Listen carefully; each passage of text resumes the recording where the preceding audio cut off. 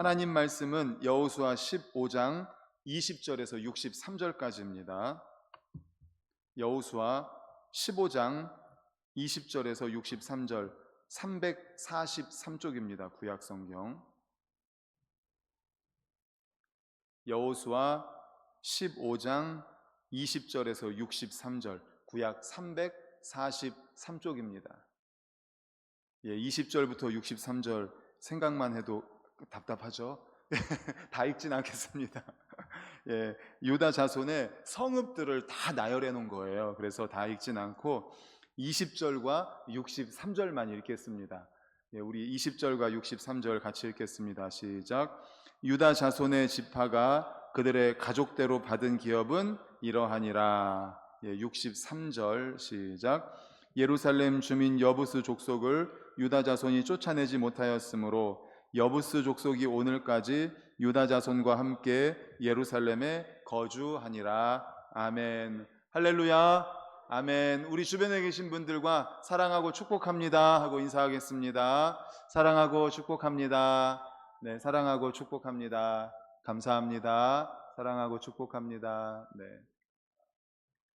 오늘은 여호수아 15장 20절에서 63절을 본문으로 영적 미개척지라는 제목의 말씀으로 함께 은혜를 나누고자 합니다. 우리 말씀의 제목 같이 읽겠습니다. 시작. 영적 미개척지. 영적으로 바라볼 때 아직 개척하지 않은 곳이 있다는 거죠. 미개척지가 있다라는 것입니다.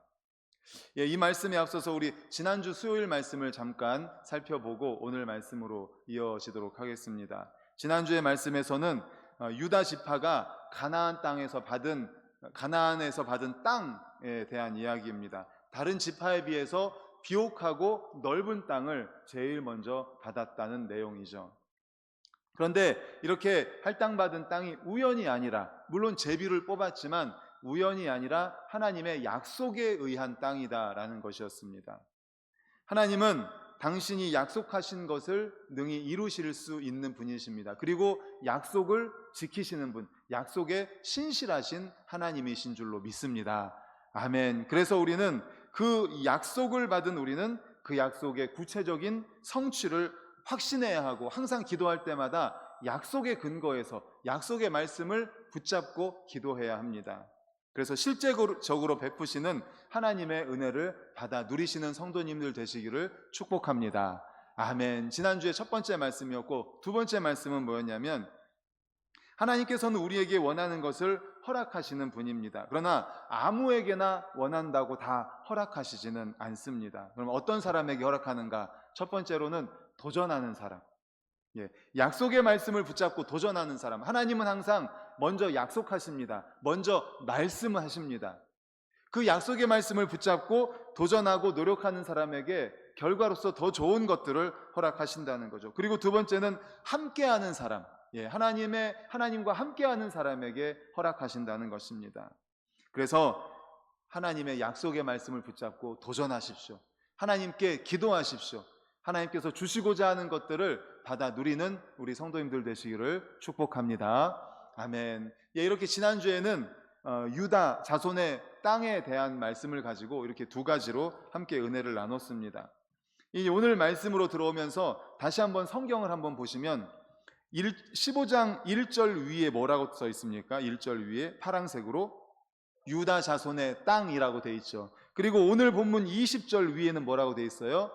유다 자손의 기업. 그러니까 1절에서 12절은 유다 자손의 땅의 경계들을 이렇게 말을 해준 거예요. 그 밑에 보면 쭉 남쪽 경계는 어디고 동쪽 경계는 어디, 서쪽, 북쪽은 경계가 어떻게 된다는 거를 쭉 설명을 해준 거고, 우리가 20절부터 63절인데 다 읽지 않았지만 여기에는 유다 지파의 성읍들이 이렇게 122개의 성읍들이 쫙 기록이 된 겁니다. 유다 지파는 남방에 36개, 평지에 42개, 또 유다 산지에 38개, 광야에 8개, 그래서 모두 122개의 성읍과 촌락들을 차지하게 됩니다. 그게 오늘 본문 20절부터 쭉 나열되어 있는 성읍들이에요. 122개 성읍들.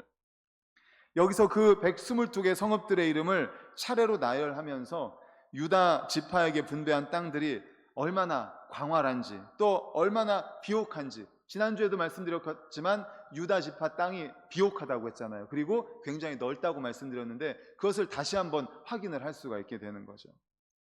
물론 이 땅이 분배되는 시점에서 볼 때 유다 지파가 이 땅들을 이미 정복하고 있었던 것은 아닙니다. 무슨 말인가 하면 상당 부분 아직도 가나안 족속들이 남아 있었다는 거예요. 그러므로 유다 지파 사람들 가운데 어떤 사람들은 이렇게 생각할 수도 있습니다. 아니, 땅 분배를 하면 뭐합니까? 완전히 다 정복을 해서 가나안 원주민들을 다 몰아내고 진멸한 뒤에 그 다음에 땅을 줘야 진짜 우리 땅이 되는 거지. 땅 분배를 한들 그 안에 가나안 원주민들이 있지 않습니까? 그 땅을 우리가 그들을 몰아내고 우리끼리 차지할 수 있을지 없을지도 모르는 거 아닙니까? 이렇게 의문을 제기할 수가 있다는 거죠. 현실적으로 바라볼 때. 그러나 이 현실적인 판단 위에 믿음을 덧붙인다면 달라질 수가 있습니다. 가나안 땅에 12명의 정탐꾼을 파송했을 때도 10명의 정탐꾼들은 가나안 땅을 바라보고 현실적인 이야기를 했습니다. 사실 그들이 틀린 말을 한 건 아니에요. 거기에 사는 민족들은, 가나안의 민족들은 거인이었습니다. 사실 맞습니다.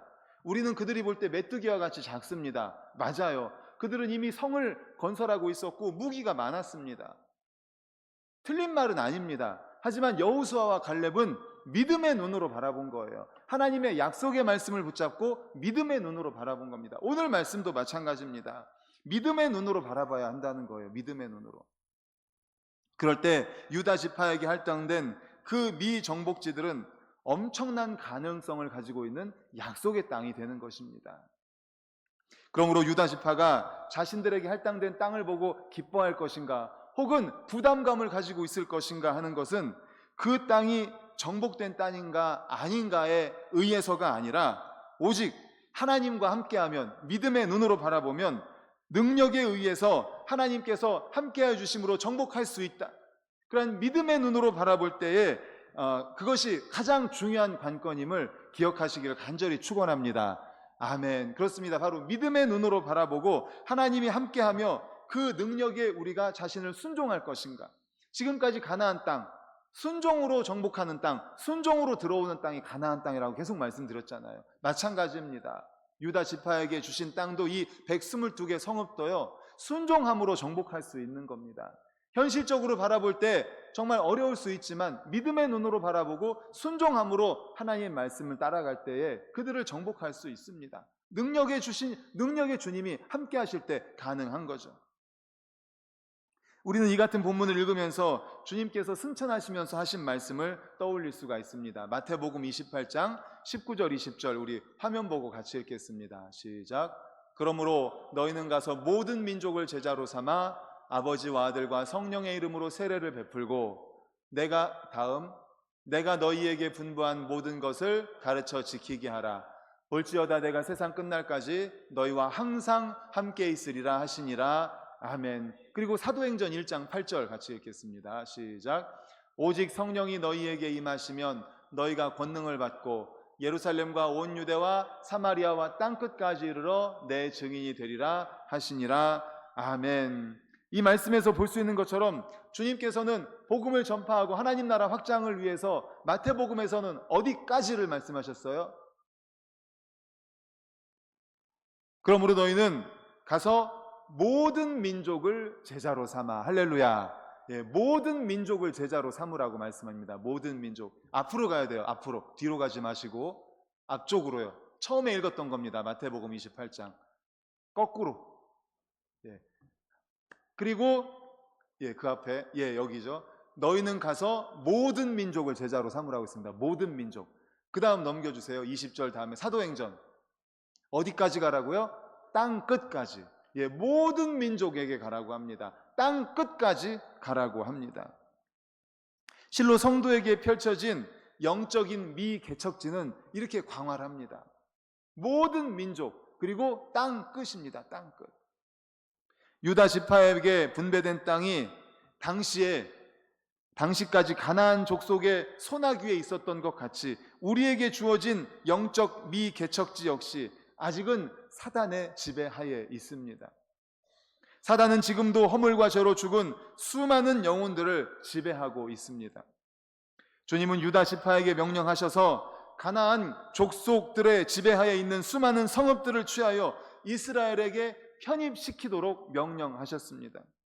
오늘날 우리에게도 명령하고 계십니다. 사단의 지배하에 있는 모든 것들을 탈취하여 하나님의 소유가 되게 할 것을 명령하고 계시는 줄로 믿습니다. 아멘. 유다 지파에게 명령하셨던 것처럼 남은 그 땅 안에 있는 모든 족속들을 점령하라고 말씀하셨던 것처럼 우리에게도 땅끝 그리고 모든 민족까지 가서 영적인 미개척지를 정복하라, 점령하라는 것입니다. 그러므로 이처럼 엄청난 기회가 주어져 있음을 기뻐하고 또 감사하십시다. 그리고 우리 곁에 어디가 땅끝인지, 어디가 영적인 미개척지인지, 어디가 모든 민족인지를 한번 생각해 봤으면 좋겠습니다. 영적인 미개척지가 어디입니까? 우리의 가족입니까? 혹은 우리 직장입니까? 우리의 사업장입니까? 일터입니까? 혹은 우리 이웃입니까? 우리에게도 영적인 미개척지가 있을 줄로 믿습니다. 오늘 말씀을 붙잡고 하나님이 함께해 주심을 믿는 믿음으로 나아가서 그 영적 미개척지를 정복하십시다. 영적 미개척지를 정복해서 거기서 수많은 열매를 거둬들이는 놀라운 기적을 경험하는 우리 모두가 되시기를 간절히 축원합니다. 아멘. 그렇습니다. 영적인 미개척지, 우리에게도 있는 영적 미개척지를 정복해 나아가라는 말씀이죠. 그런가 하면 오늘 본문에 보면 참으로 안타까운 마치 눈의 가시와 같은 한 구절이 있습니다. 63절 우리 화면을 보고 같이 읽겠습니다. 시작. 예루살렘 주민 여부스 족속을 유다 자손이 쫓아내지 못하였으므로 여부스 족속이 오늘까지 유다 자손과 함께 예루살렘에 거주하니라. 아멘. 말씀드린 것처럼 20절부터 62절까지 122개의 수많은 성읍들이 유다 지파에 분배가 되었습니다. 그리고 또 미정복 상태로 남아있던 곳들 이후에 결국은 전쟁을 통해서 정복을 하게 됩니다. 점령을 하게 됩니다. 그런데 여기 63절, 20절부터 62절까지가 122개 그 성읍이라고 말씀드렸잖아요. 결국은 다 점령을 하는데 63절에 보니까 예루살렘 주민 여부스 족속을 유다 자손이 쫓아내지 못합니다. 그 예루살렘 주민 여부스 족속이 유다 지파의 그 땅 안에 거하고 있었다는 거예요. 쫓아내지 못한 거죠. 미정복 상태로 남아있게 되었다는 겁니다. 언제까지? 결국 다윗 시대까지, 지금 여호수아 시대인데 다윗 시대까지 계속 같이 가게 된다는 겁니다. 유다 지파가 힘이 모자라서 여부스 사람들을 남겨두었으리라고 생각하기는 어렵습니다. 유다 지파는 단지 여부스 족속이 점령하고 있었던 예루살렘 한 성을 굳이 피 흘려가면서 마저 정복하지 않더라도 자기들에게 분배된 땅을 완전히 정복한 것이나 다름없는 것처럼 여겼을 것입니다. 굳이 거기 조그만한 성읍 하나 점령하지 않아도 된다. 나머지 전체를 다 우리가 점령했으니까 그냥 놔두자라는 거죠. 그 많은 성읍 가운데 한 성읍쯤이야 괜찮다라는 거죠. 그렇습니다. 언뜻 보기에는 한 성읍 정도 아무 별 의미가 없었을 것입니다. 그러나 현실은 그렇지 않습니다. 왜냐하면 하나님께서는 이스라엘의 영토 가운데 가나안 족속을 하나도 남겨놓지 말라고 명령하셨기 때문입니다. 신명기 20장 16절 17절을 우리 화면 보고 같이 읽겠습니다. 시작. 오직 내 하나님 여호와께서 내게 기업으로 주시는 이 민족들의 성읍에서는 호흡 있는 자를 하나도 살리지 말지니 곧 헷 족속과 아모리 족속과 가나안 족속과 브리스 족속과 히위 족속과 여부스 족속을 내가 진멸하되 내 하나님 여호와께서 내게 명령하신 대로 하라. 아멘. 하나도 남겨놓지 말라. 신명기에서 이미 신명기 다음이 여호수아잖아요. 이제 가나안 땅에서 40년을 방황하면서 새롭게 태어난 출애굽 2세대에게 신명기의 말씀을 통해서 이제 모세가 3편의 설교를 하지 않습니까? 거기에 보면 이렇게 나와요. 하나도 남겨놓지 말아라. 하나도 남겨놓지 말아라. 그런데 유다 지파가 예루살렘 성에 여부스 족속을 남겨놓은 겁니다. 중대한 실수였습니다. 더욱이 하나님께서 가나안 족속을 이렇게 멸절하라고 하는 데에는 분명한 이유가 있었습니다. 그 이유가 무엇인지 신명기 20장 말씀, 31장 말씀 두 말씀을 함께 읽겠습니다. 시작. 이는 그들이 그 신들에게 행하는 모든 가증한 일을 너희에게 가르쳐 본받게 하여 너희가 너희 하나님 여호와께 범죄하게 할까 함이니라. 그 다음 31장 시작. 또 여호와께서 모세에게 이르시되 너는 내 조상과 함께 누우려니와 이 백성은 그 땅으로 들어가 음란히 그 땅의 이방 신들을 따르며 일어날 것이요 나를 버리고 내가 그들과 맺은 언약을 어길 것이라. 아멘. 바로 이것 때문에 가나안 족속을 다 멸하라고 하신 거예요. 남겨두지 말아라. 그 두 가지 이유가 뭡니까? 앞에 말씀을 다시 보여주세요. 여호와께 범죄할까 하여 이스라엘 백성들을 범죄하게 하는 원인을 제공한다는 겁니다. 이들이 유혹해서 범죄하게 한다는 거예요. 그 다음 말씀, 이방신들을 따를까봐. 하나님께서는 이스라엘 백성들을 너무나 잘 아시는 거예요. 그렇기 때문에 이스라엘 백성들이 그 안에 가나안 족속들이 남아있으면 그 가나안 족속들이 섬기던 이방신을 이스라엘 백성들도 따르게 될까봐, 그리고 그들로 인해서 그들이 원인 제공을 한다든지 유혹한다든지 해서 이스라엘 백성들이 하나님께 죄를 범할까봐 남겨놓지 말라고 했던 것입니다. 그런데 이스라엘 백성들, 유다 지파가 예루살렘의 여부스 족속을 남겨둡니다. 그리고 다른 지파들도 마찬가지였습니다. 조금씩 남겨둠으로써 결국은 범죄하게 되죠. 사랑하는 성도 여러분, 우리에게 주시는 교훈이 무엇입니까? 이 말씀을 통하여 주시는 교훈은 바로 우리 가운데 죄악은 조금이라도 남겨놓지 말라는 것입니다. 할렐루야, 아멘. 우리 안에 있는 죄악은 다 멸하라는 것이에요. 아유, 요 정도쯤이야 괜찮겠지, 요 정도쯤이야 괜찮겠지 하는 그 요 정도쯤이야부터 시작되어서 우리가 점점 큰 죄악을 범하게 되는 겁니다. 지금 당장 우리가 볼 때 그 정도 괜찮겠지, 그거 뭐 큰 대수야, 그 정도면 뭐 괜찮아, 그 정도 넘어가도 돼, 이렇게 하는 그것이 시작이 되어서 점점 자라나서 우리를 삼켜버리는 거예요. 큰 댐이 뭐 처음부터 파괴가 됩니까? 아닙니다. 작은 금이 가면서부터 거기서부터 점점 갈라져서 큰 댐이 무너지는 거예요.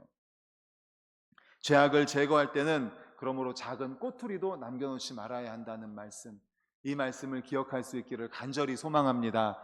아멘. 그래서 우리 안에 있는 죄악은 바로 오늘 말씀과 같이 가나안 땅에 있는 이방 족속들, 가나안 족속들이에요. 하나님께서는 그들을 다 멸하라고 하셨습니다. 우리 안에 있는 죄악도 마찬가지입니다. 우리 안에 있는 죄악을 멸할 때도 완전히 멸해야 돼요. 그래야 우리가 거기에 넘어가지 않고, 또 그 유혹을 받지 않고, 또 그것으로 인해서 우리가 삼킴받지 않고 우리가 넘어지지 않을 수가 있게 된다는 사실을 기억하시기를 간절히 축원합니다. 아멘. 또 한 가지 63절 말씀을 통해서 한 가지 교훈을 더 받을 수 있는데, 앞선 자의 책임을 생각할 수 있습니다. 한번 따라해 볼까요? 앞선 자의 책임. 예. 유다 지파가 자기 땅에서 다 원주민들을 쫓아내지 못했기 때문에 그들이 제일 먼저 땅을 분배받았잖아요. 그 이후에 이스라엘 백성들도 자기 땅에서 가나안 족속들을 쫓아내지 못합니다.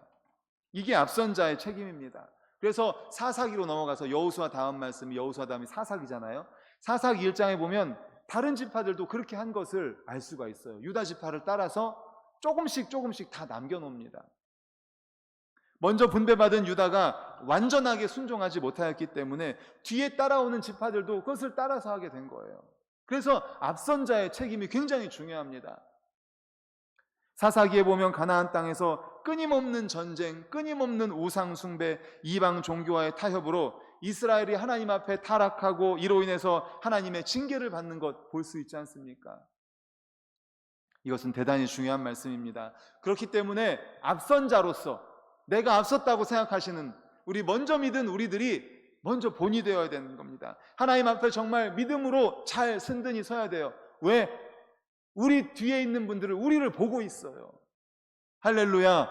우리를 보고 있다는 사실을 기억하셔야 됩니다. 우리의 자녀들이 우리를 보고 있고요, 우리보다 믿음의 뒤에 있는 분들이 우리를 보고 있어요. 장로님이십니까? 당연히 제가 가장 가장 정말 본을 보여야 되겠죠. 그리고 장로님 보고 계십니다. 권사님, 성도님들이 보고 있습니다. 집사님, 성도님들이 보고 있습니다. 그래도 수요 예배 오시는 분들이라면 앞선 자들이죠.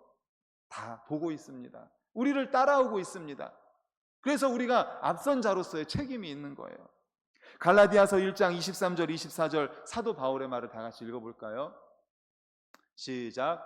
다만 우리를 박해하던 자가 전에 멸하려던 그 믿음을 지금 전한다 함을 듣고, 다음 24절, 나로 말미암아 하나님께 영광을 돌리니라. 아멘. 23절을 다시 보여주세요. 앞에 우리를 박해하던 자가 전에 멸하려던 그 믿음을 지금 전한다 함을 듣고서, 그 지금 우리가 믿음을 전한다 함을 듣고 우리를 박해하던 자가 나로 말미암아서 하나님께 영광을 돌렸다라는 겁니다. 나를 박해하던 사람이 나로 말미암아 하나님께 영광을 돌렸다. 사도 바울의 고백입니다. 우리를 보고 있는 거예요. 사도 바울을 보고 있는 거예요. 앞선 자의 책임이라는 거죠. 앞선 자의 책임. 우리도 한번 생각해 보십시다. 우리로 말미암아 우리를 따라오는 분들이 하나님께 영광을 돌리고 있습니까? 그런 일들이 많이 일어나기를 간절히 축복합니다. 아멘. 우리로 말미암아 우리 저 장로님, 권사님, 안수 집사님, 집사님, 앞선 자들, 우리로 말미암아서 우리를 따라오는 분들이, 우리 뒤에 있는 분들이 우리로 말미암아 하나님께 영광을 올려드리는 이 역사가 있기를 간절히 소망합니다. 앞선 자의 책임입니다. 앞선 자의 책임. 영국의 유명한 언론인이자 무신론자인 마가라치라는 사람이 이제 인도의 캘커타에서 여행을 하고 있었습니다. 그때 테레사 수녀를 만났습니다. 3일 동안을 함께 지냅니다. 철저한 무신론자가 이 3일 만에 기독교인이 됩니다. 그는 이렇게 고백했습니다. 기독교 신앙의 깊이를 내가 알 수는 없지만 무엇이 한 인간의 생애를 그토록 온전히 헌신하게 하는지, 자신을 버리고 그토록 헌신하게 되는 데는 무엇인가 이유가 있을 것이라는 생각에 예수를 믿기로 했습니다. 우리의 삶을 통해서 예수 그리스도가 증거되고 있습니까? 앞선 우리의 삶을 통해서 우리의 후배들이, 우리를 따라오시는 분들이 하나님께 영광을 올려드리고 있습니까? 이러한 역사가 나타나는 앞선 자들이 될 수 있기를 간절히 축복합니다. 아멘. 이제 말씀을 정리하려고 합니다. 우리의 영적인 미개척지는 어디입니까? 우리에게 있어서 영적 미개척지가 많을 것입니다. 가정에도 있을 것입니다. 또 우리 직장에도 있을 것입니다. 사업장에도 있을 것입니다. 우리 친지 가운데도 있을 것입니다. 우리의 영적 미개척지에서 우리가 복음을 전하십시다. 하나님께 간절한 마음으로 기도하면서 영적인 미개척지에서 많은 열매를 맺는 성도님들 되시기를 간절히 축복합니다.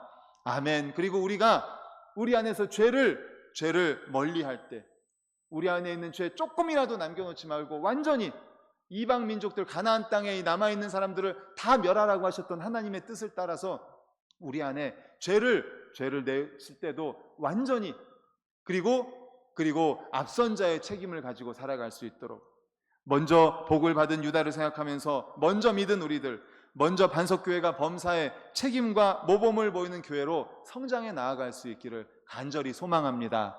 아멘. 우리도 마찬가지입니다. 우리가 교회에서 앞선 자로서 항상 우리를 보고 있다는 사실을 기억을 해야 돼요.